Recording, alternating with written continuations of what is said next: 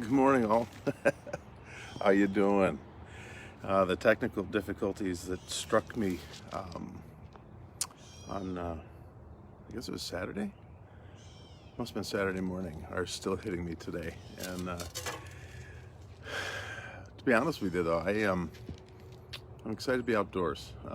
Excited to just sit in the middle of a backyard and hear the birds chirping around me and the cool breeze filling my nostrils. You know that feeling when you get when you breathe deep and it goes right into your sinuses and right down into your lungs, and there's this coolness and this just a sense of prickliness and fresh and all that good stuff. So I woke up this morning early and just kind of wandered around the house for a little while and got a big glass of ice water and then sat on the end of my love seat in my quiet time space and covered up with an Afghan and picked my Bible up. And I really just wanted to have, I just wanted to meet with Jesus. I wasn't looking to study. I wasn't looking to, figure out what am I supposed to do today, or even to figure out what kind of man I'm supposed to be or what kind of person I'm supposed to be. I think the awesome thing about just meeting with Jesus, when you take time to just actually spend time with him, you don't have to work real hard to study that stuff.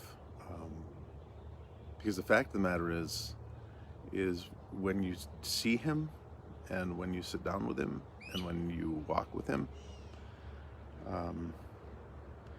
you don't have to study what kind of man to be, because he's showing you what kind of man we're supposed to be, what kind of person we're supposed to be, what our attitudes should be, how it is we're to walk, how it is we're to talk, how it is we're to engage, how it is we're to respond. So this morning I was just led to a story that it caused me to ask a couple questions. And I don't know, I'm ADD, so I don't remember most things from one minute to the next, let alone one day to the next. But I wonder if this week, the theme of my thinking and the theme of my heart, and the theme of my own personal development is to ask myself this question every day. Am I safe? Now, you might be saying, am I safe as in the current circumstances? Am I safe from some virus? Am I safe from... No, that's not what I'm talking about. Safety in that regard, I have little control over. And in fact, I have little concern about. I am in my Father's hands, and whatever he has in store for me today will be what it is I'm supposed to experience. He will be with me in the midst of it.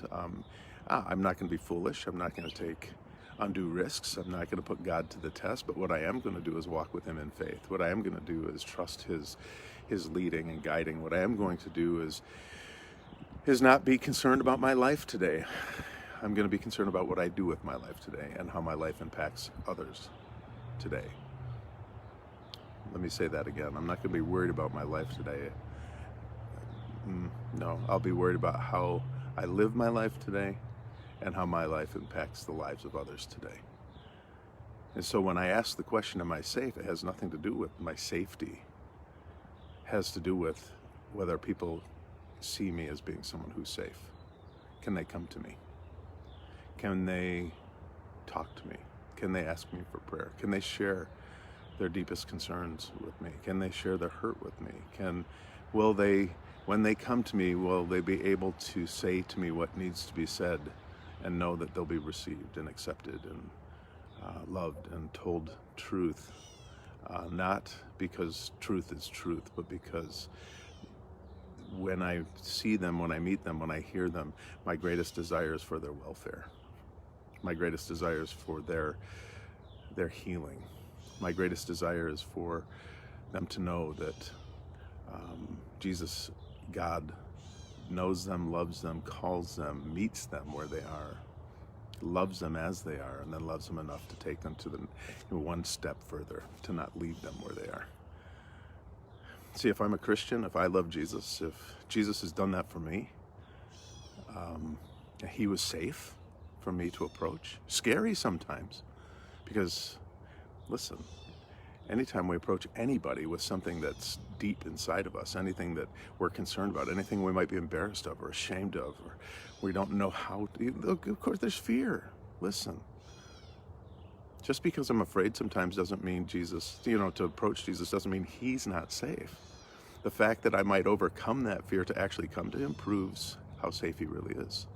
Proves his incredible grace and mercy and love for me, and his desire for me to come close and to share with him my deepest concerns, my deepest wounds, my deepest longings, even my deepest anger.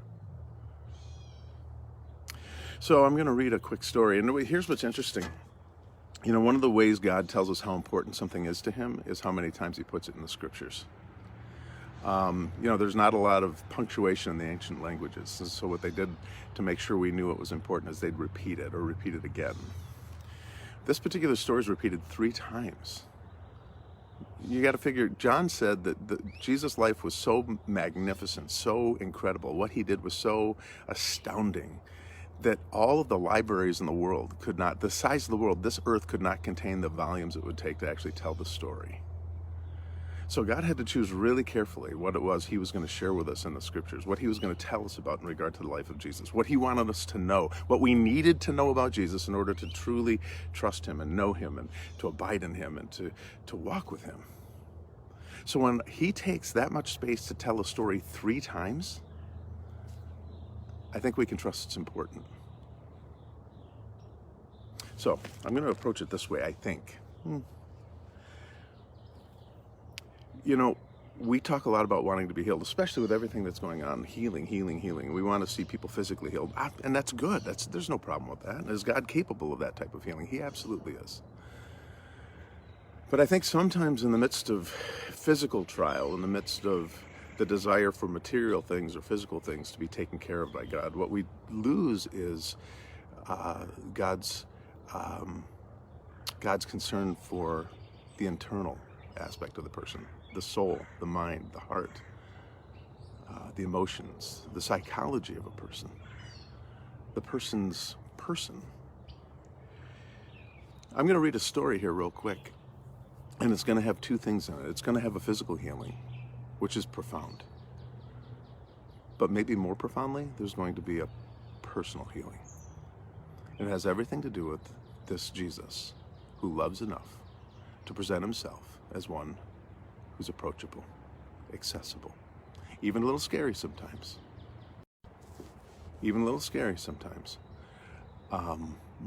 Sorry, somebody tried to call me. Ultimately, we see in his eyes, we sense in his heart, we hear in his voice and his words that the fear is about me. It's not about his safety. So let's take a look. It says, when Jesus crossed again over, this is from Mark chapter 5. When Jesus had again crossed over by boat to the other side of the lake, a large crowd gathered around him while he was by the lake. A large crowd. Then one of the synagogue rulers, named Jairus, he would have been a layman who would have been working in the synagogue and making sure worship was happening, the building was taken care of. This is not a Pharisee, this is not a leader of the Jews. This is just the average guy who loved his synagogue and who was kind of voted by his village to oversee what was happening and to take care of things. Then one of the synagogue rulers named Jairus came there. Seeing Jesus, he fell at his feet. And he pleaded earnestly with him. He says, my little daughter is dying. Please come and put your hands on her so that she will be healed and live. So Jesus went with him. It says a large crowd followed and pressed him. And a woman was there who had been subject to bleeding for 12 years. This is significant, especially the type of bleeding she would have been suffering. And she would have been ostracized. She would not have been able to go to worship. She would have been unclean. She would have been suffering, not only physically, but emotionally, relationally. She would have been marginalized for this. And this is 12 years. A large crowd followed and pressed around him, and a woman was there who had been subject to bleeding for 12 years, and she had suffered a great deal under the care of many doctors, and had spent all she had. So this is also a financial ruin for her. She had suffered a great deal under the care of many doctors and had spent all she had, yet instead of getting better, she grew worse. When she heard about Jesus, his reputation, his teaching, his healing, his popularity, he's here. Do I dare approach him? Would he be safe? He's my last resort. She had suffered a great deal under the care of many doctors and spent all she had, yet instead of getting better, she grew worse. And when she heard about Jesus, she came up behind him in the crowd. In other words, she had to kind of weave through the crowd. Both Gospels, two of the Gospels who have this story, said that he was being pressed against, almost crushed, that the people were pressing against him. And she's reaching through, and when she heard that she was there, she came up behind him in the crowd and she touched his cloak. And another one of the Gospels, it says, she said to herself, if only I can touch him, I'll be healed. If only I can reach him, I'll be healed. And I'm assuming she thought, I can do this in this crowd and turn and run. I can sneak away. I can get away with this. When she heard about Jesus, she came up behind him, and the crowd touched his cloak, because she thought, if I just touch his clothes, I will be healed. Immediately, her bleeding stopped, and she felt in her body that she was freed from her suffering. Suffering. Physical suffering, emotional suffering, relational suffering, financial suffering, suffering from isolation and marginalization, fear. She'd been healed from her suffering. At once, Jesus realized the power had gone out from him, and he turned around in the crowd and asked, who touched my clothes? Now, this is really important, because if I'm sneaking up behind somebody and she's not allowed to touch anybody. She's not allowed to be touched by anybody. No. And yet she's done this, and she's thinking she's going to get away with it. And he recognizes something has come from him, and he turns around and says, who touched me? Now, it's interesting, both Mark and Matthew, or in Luke, it's like the disciples turn around and say, what are you talking about? Who's touching you? The crowd you got people pressing all over. Of course you're being touched. What are you talking about? And once Jesus realized the power had gone out from him, and he turned around in the crowd and he said, who touched my clothes? Was he angry? Was he indignant? Was he bothered? You see, the people crowding against Jesus, the disciples said, and yet you ask who touched me? But Jesus kept looking around to see who had done it. Then the woman, knowing what had happened to her, came and fell at his feet trembling. She was afraid. What would happen? How would he respond? Yes, I see him. I've known about him. I reached out and I touched him. Will he be safe? Will he accept me? What will he do now? But Jesus kept looking around. Then the woman, knowing what had happened to her, came and fell at his feet, trembling with fear, told him the whole truth, confessed everything. This embarrassing, this painful, this brutal life that she had lived. She had to confess it all in front of the crowd. Now, you would think, is Jesus being cruel? Is he stealing her dignity? Let's see. But he said to her, daughter of Abraham, daughter of the Father, daughter. This was a beautiful term of endearment, a term of acceptance, a term of affection. And it turns out to be a term of restoration. And maybe more than anything, a term of healing. He goes on to say, daughter, your faith has healed you. Okay, the bleeding has stopped. Your body is better. But there's something more profound here. Go in peace. Your faith, your trust in me, your courage to approach, your willingness to come. Daughter, you've been healed. Go in peace and be now free from your suffering. Run in freedom. See, the profundity of his healing the body is astounding. I've had the great joy and the great privilege of praying for people and seeing them healed immediately, and seeing the freedom with which they move and walk and the joy. But there's something more profound that happens in the midst of all of that, and that is their soul knows that it's cared for. Their spirit knows that they've been given life. Their psyche, their emotions, The relational self knows that they've been accepted by God and loved and touched. See, the greater miracle of these two isn't the touching of the body. It's the touching of the soul, the spirit, the heart, the life. The restoration of the body is wonderful, but the greater restoration is the restoration to fellowship, the restoration of dignity, the restoration of relationship, the restoration to God.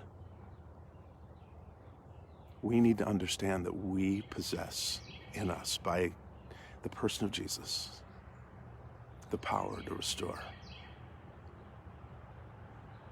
We, by our attitude, we, by our actions, we, by people's observations of us and their experiences with us, will determine whether we get to use those tools, whether people see us as approachable, accessible, safe. Don't ever doubt for a moment that you carry the power to heal. And you may not see the healing of the body, but when Jesus is born in us and he's revealed through us, and we spend time with him as to become like him, and our countenance says, yes, come to me, we get to exercise a greater healing. That the Spirit of Jesus in us begins to bleed out of us into the life of another who now sees, God loves me. Jesus came for me. And there's healing. Will we be a safe place today? Will we have spent time with Jesus in the safety of his presence, in his acceptance, in his approval, not by anything I've done, but by his mercy and his grace, his love for me, and his inviting me into relationship with him? Will I spend time with him in such a way as to not study him and not even worry about what kind of man or woman that I am, but that in seeing who he is and how he dignified and treated and loved and extended mercy and grace and forgiveness and correction, will I just, in his Spirit in me now, will I just be like him? Will I long to be like Jesus? Will I long to bring healing? Will I long to allow him to work through me in such a way as to restore dignity? I am safe in the hands of Jesus. I could care less about my safety in this world. My soul rests in him. He is my refuge. He is my strength. But he's also my friend, my brother, and the producer of the goodness that is in me. May we walk with him in such a way today as to have all the crust scraped off of us, all the things that may keep people from us, all the attitudes that may turn people away, and allow him to leak through us, through our eyes, our tone of voice, our words, our hands, our attitude, our posture. May we have the privilege of having somebody sneak through the crowd, not sure if they can trust us, but willing to give it a shot, and then find acceptance, find healing, find mercy, find love, find wisdom, find one who will mourn with them, one who will rejoice with them, one who will join them in their stuff, then love them enough to walk with them out of their stuff. Because Jesus is doing that with us. Thank you for spending a minute with me today. Love you dearly, miss you so much. Spend time with Jesus today. Let him work in you, let him work on you, let him work through you. You are safe in him. Don't worry about this world. Don't worry about it. You be a safe place for others. And the dignity that Jesus has restored in you, now let him help you restore it in others. Love you.